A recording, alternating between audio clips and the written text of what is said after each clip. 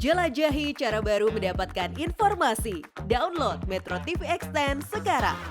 Sementara itu mantan Sekjen Partai Golkar Idrus Marham menilai langkah politik Ketua Umum Partai Golkar Airlangga Hartarto hanya bertujuan untuk mengamankan diri sendiri. Idrus juga meminta Airlangga tidak menarik presiden untuk urusan internal Golkar.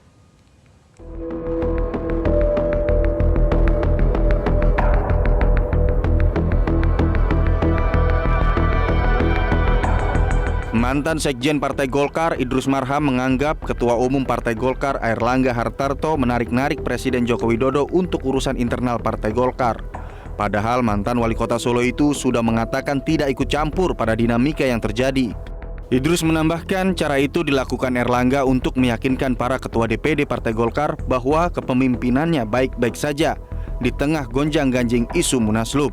Pak Airlangga itu di dalam langkah-langkah politik yang diambil utamanya di dalam kepemimpinan di Partai Golkar itu selalu bersembunyi di balik presiden. Nah, lalu kemudian ke bawah DPD 1 dia ingin dianggap solid bahwa apa yang dilakukan oleh Airlangga ini masih di belakangnya adalah presiden.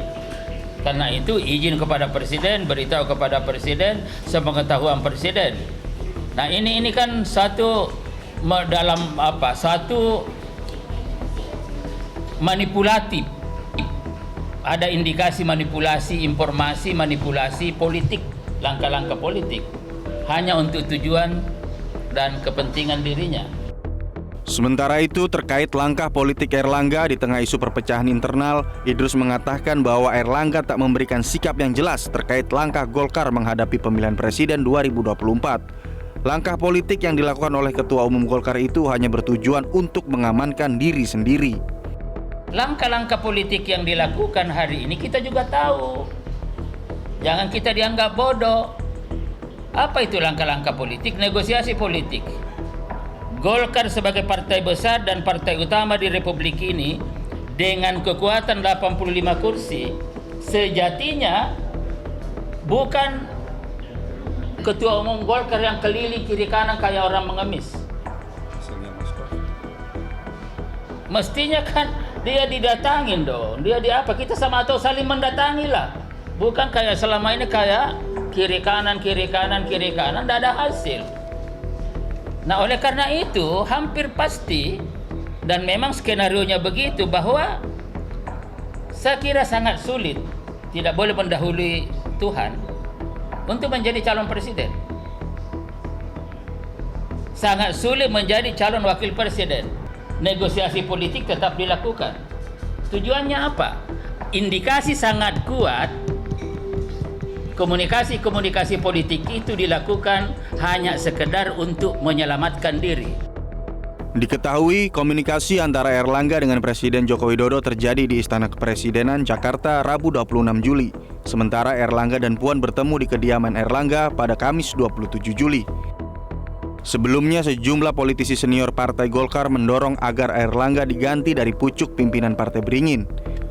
Anggota Dewan Pakar Partai Golkar Lauren Siburian mengatakan bahwa munculnya desakan agar Airlangga Hartarto mundur dari jabatan Ketua Umum Golkar didasari oleh penilaian bahwa Airlangga tidak memiliki leadership dan cenderung ingin menguasai partai dengan menyingkirkan orang-orang yang tidak sependapat dengan dirinya. Senior-senior ini berdiskusi, berkumpul bukan hanya 1-2 hari ini tapi sudah berbulan-bulan.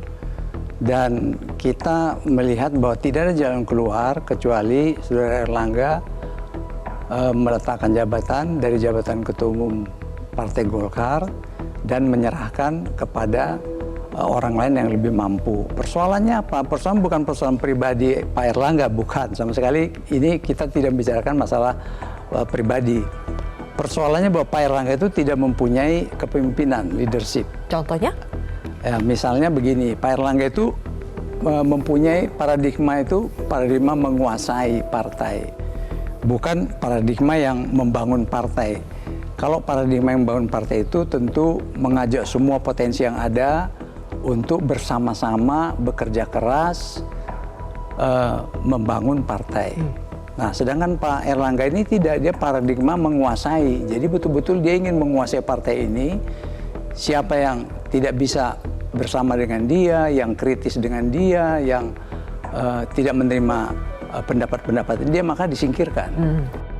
Di sisi lain, Presiden Joko Widodo membantah ada cawe-cawe istana di balik perpecahan internal Partai Golkar. Ia menegaskan pihaknya tak ikut campur terhadap persoalan tersebut.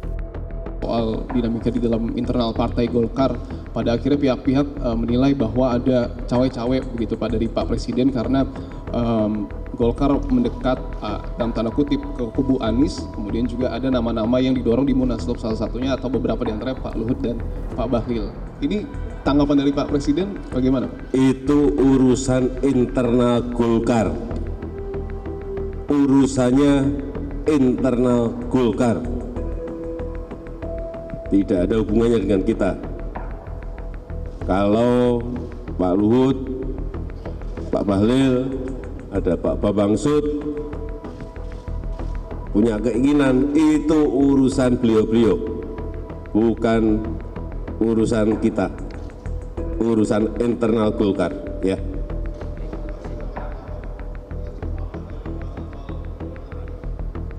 Itu rapat kok. Sementara itu, terkait siapa pengganti Airlangga sebagai Ketua Umum Partai Golkar, ada 2 menteri di Kabinet Indonesia Maju yang telah menyampaikan kesiapannya menggantikan Airlangga. Pertama, ada Menteri Koordinator Bidang Maritim dan Investasi Luhut Binsar Panjaitan yang juga menjabat sebagai Ketua Dewan Penasehat Partai Golkar. Kedua, ada Menteri Investasi Bahlil Lahadalia.